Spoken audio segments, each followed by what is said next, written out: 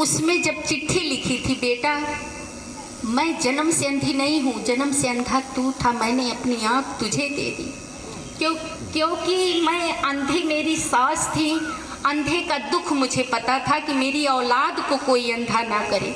लेकिन बेटा जब तक जीना मेरी आँखों से तू देखना और पछताना मत, रोना मत, मैं आँखों के द्वारा तेरे साथ जिंदा हूँ। सास संगत जी, इतनी बड़ी तपस्या माँ की होती है, इतनी बड़ी तपस्या पिता की होती है। पिता 2 बार दिल से रोता है जब बेटी को विदा करता है और बेटा जब बीचों बीच बंटवारा करता है। आओ सास संगत जी, ऐसी नौबत ना आए। अपने माँ बाप को छत समझो। कहीं से आप आओगे तो पूछेगा बेटा आ गए, देर होगा तब भी फोन करेगा आप कहाँ हैं, तो उसे गुस्सा नहीं, उसे प्यार समझो। माँ अगर बहू को कुछ कह रही है तो उसे प्यार समझो।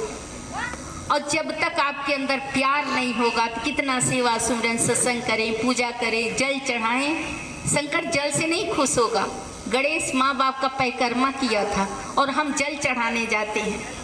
शंकर के पूरे परिवार की पूजा होती है। क्यों? क्योंकि वो ब्रह्मज्ञानी थे। जैसे आपके पूरे परिवार की पूजा होती है। सदगुरु आपको पास बुलाया, गद्दी पे बैठाया, बगल में बैठाया, अपनी गद्दी भी दे दिया कि मेरे बच्चों आओ, प्यार रहे।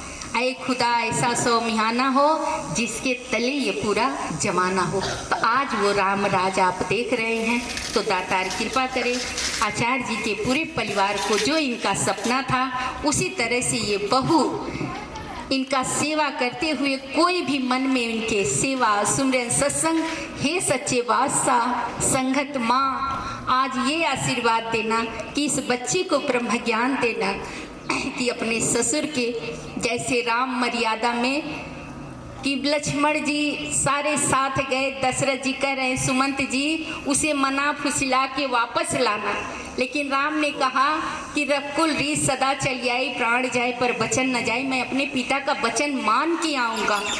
मेरे हरिचंद्र जी थे, बिक गए थे वचन के लिए, तो हम भी तो उसी बाप के, उसी वंशज के हैं।